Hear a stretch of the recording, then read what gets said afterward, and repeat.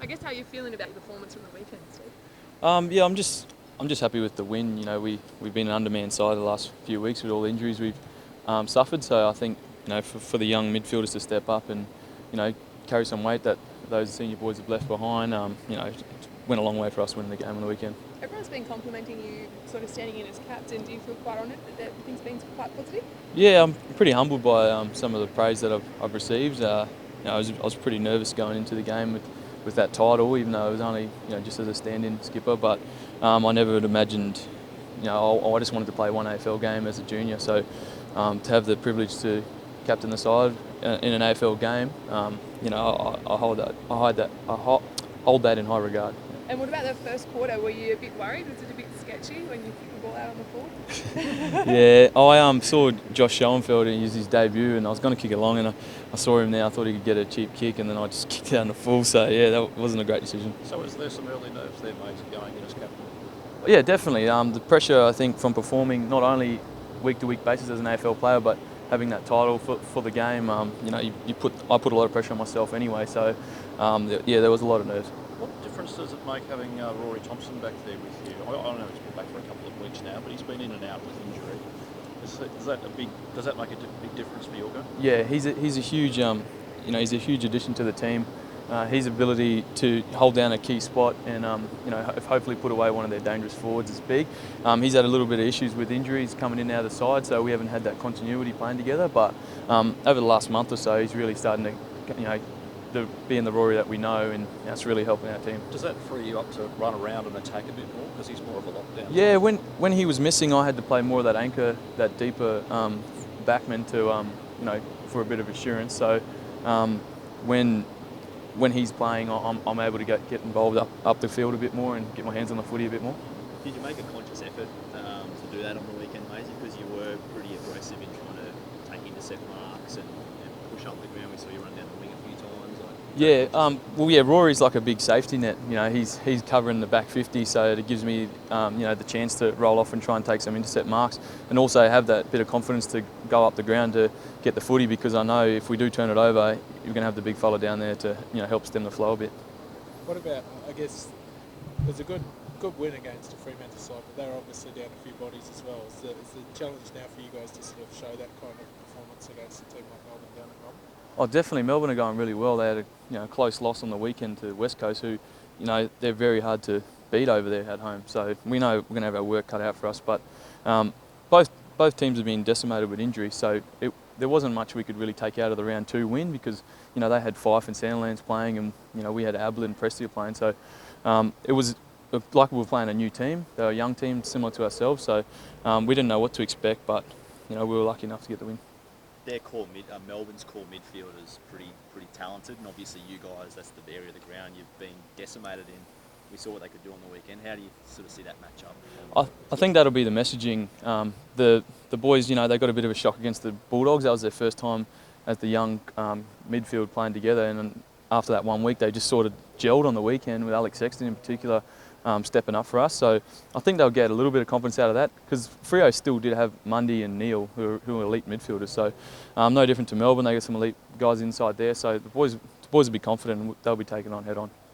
Has Rocket told you if you're captaining yet? I think Lynchy and myself are rotating, like co-captains. So really, the only difference is you get to flip the coin, I think. But we still go about our business the same, regardless of who's captain. But I think it's just like a rotating system at the moment. Okay, because you had the speech a couple of weeks back, and everybody was talking about how motivating that was to the boys. Would you like to get that out again, or is you? I wasn't captain that week, and I just did it. And the same with Tom, and the same with Harbrow and Malcheski. If they feel something needs to be said, they will, regardless if they're captain or not on the day. And that's what we encourage from a leadership group, is that we need everyone to lead. And just because you have the title as stand-in skipper doesn't mean you're entitled to say everything. If you really feel strongly about something, we encourage you to speak up. How would you rate this year in terms of your own personal development? It's obviously had some difficult downs as well as ups. I think you're referring to the 5-week holiday I had, but I know that I let myself and the team down. But that could have been important as well in life. It's disappointing, but I couldn't really, after the incident happened, I couldn't really do much about it.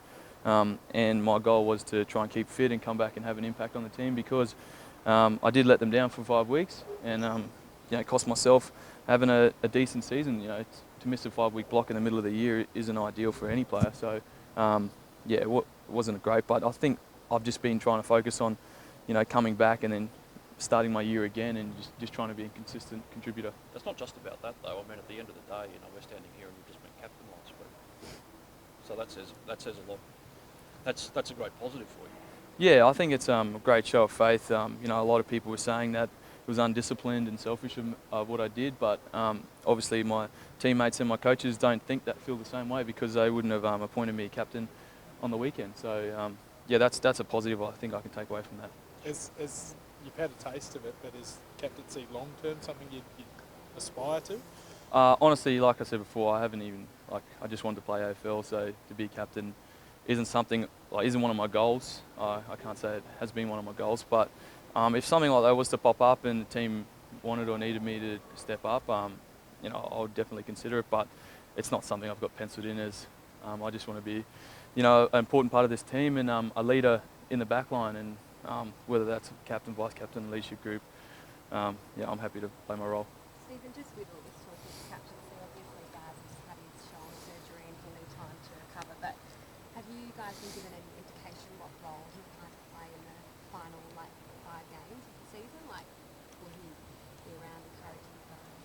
Yeah, he's just had to get his shoulder fixed and do what he needs to do. But we've got a 10-man leadership group which people criticised at the start of the year, but that's for reasons like this. Now with a few of our captain and vice captains out, other boys are here to support. But I think Gary will definitely be back supporting the boys once he takes care of his shoulder. He'll be at all the games. I think he's in Melbourne this weekend, so he'll be there watching our game against the D's and providing some support for the boys, and obviously helping myself and Tom with the captaincy duties. Oh yeah, he'll be going to watch. Yeah, he'll be there. Yeah. Can I just ask quickly, just obviously about yesterday and the decision to go and help in the search for the little girl? I mean, how did that come about, and how did you feel when you sort of heard the news that she'd been found as well? It was devastating news. We were just in the team meeting. No one really knew anything had happened, and Dave Swallow mentioned it, and it was a no-brainer really. There's a girl gone missing in our vicinity.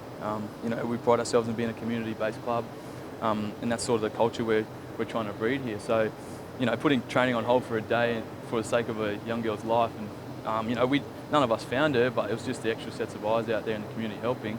It was a no-brainer for the footy club, and the coaches and the high-performance staff support us to ditch training and go and look out. Yeah, it was a no-brainer.